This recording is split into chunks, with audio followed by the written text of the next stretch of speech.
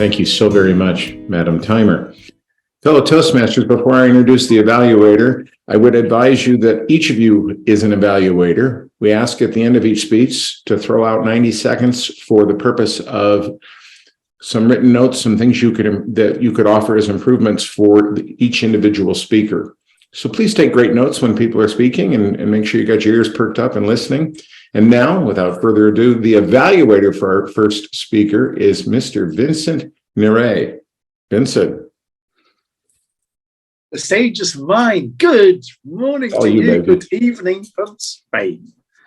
And I would like to welcome, while I'm at it, my friend Ray, who lives in the same town as I am. And he's come along to have a look at Masters of Evaluation tonight for us and this morning for you.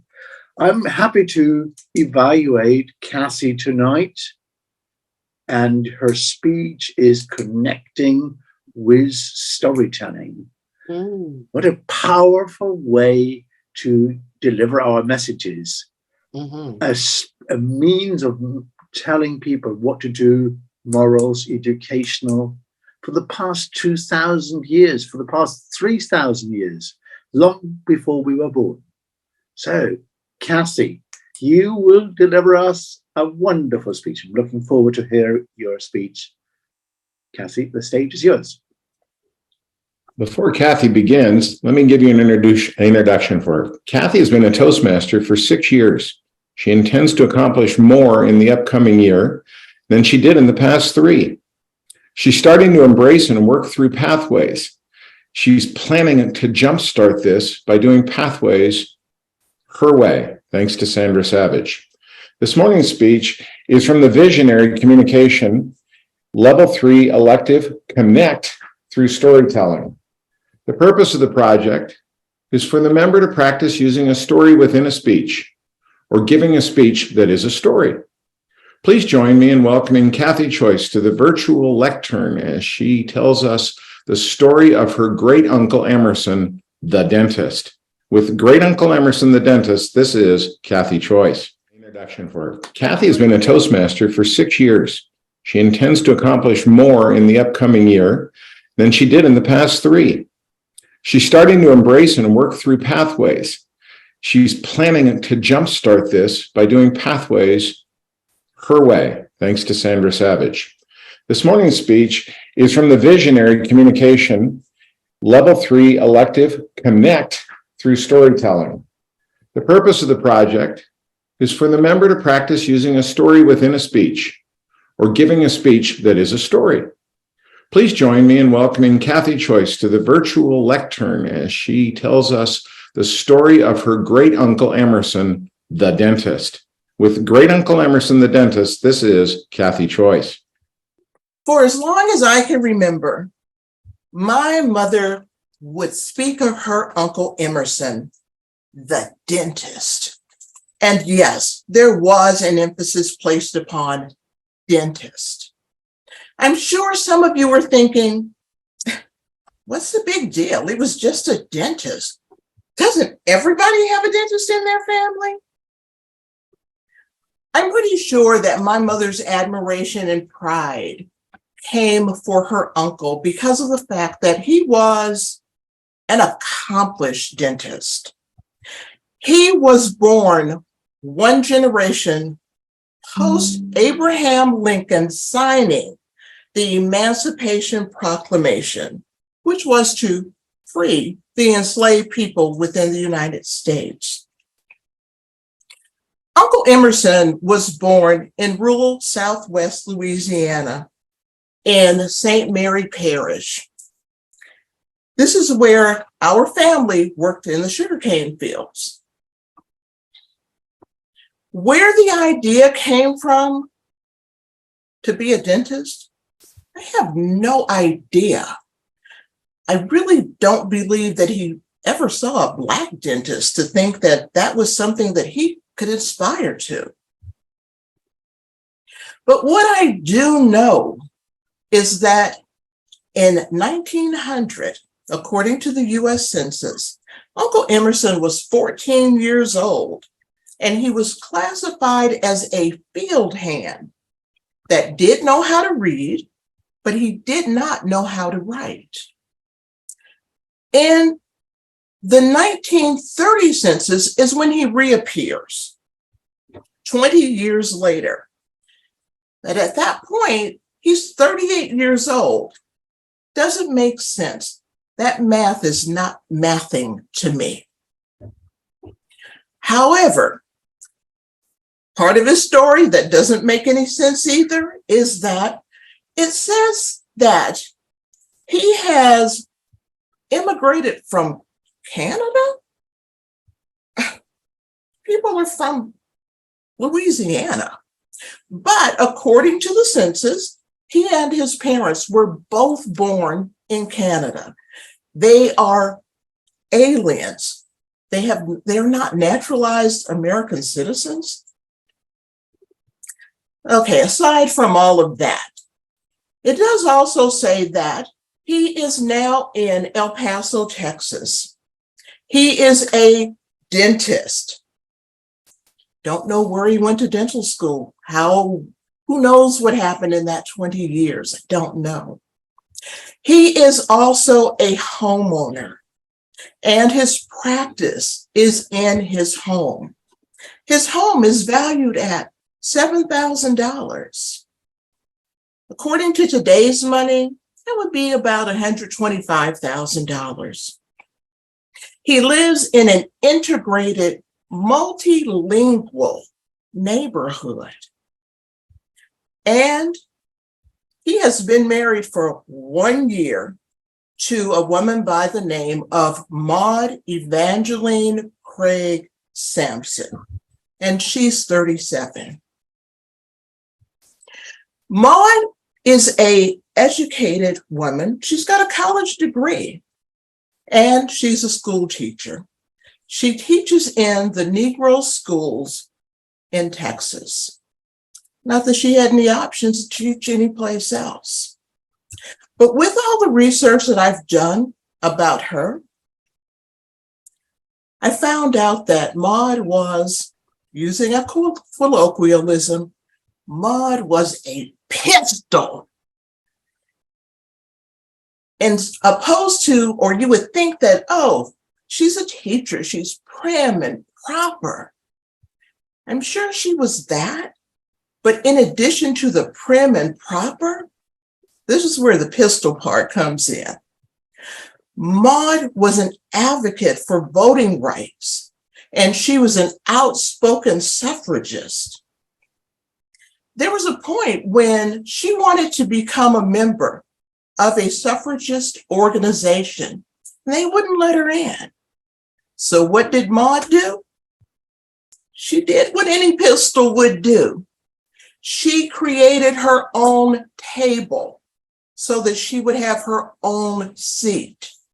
And what she formed was the El Paso Negro Women's Civic and Equal Franchise League. There was an organization that she was trying to get her organization in under. However, they wouldn't let her get that organization in because why? They said that her organization would alienate white men and prevent the passage of the National Women's Suffrage Movement. Nothing was stopping Maud. One of the other things that Maud did was she was a civil rights activist. She was one of the founders of El Paso's NAACP chapter. NAACP stands for the National Association for the Advancement of Colored People. Within that organization, Maud was also one of the vice presidents. She remained a member of the NAACP until she died. Maud also fought against fought for desegregation. She was instrumental in the desegregation of the Texas Western College. This was in 1955, and this was the first undergraduate university within Texas to become desegregated. Maud was a supporter of World War I by promoting Liberty Bonds and the Junior Red Cross. And the purpose of this was to promote them or to boost the morale of the Black soldiers that were stationed in El Paso, Texas. Also, Maude was an activist, a community activist.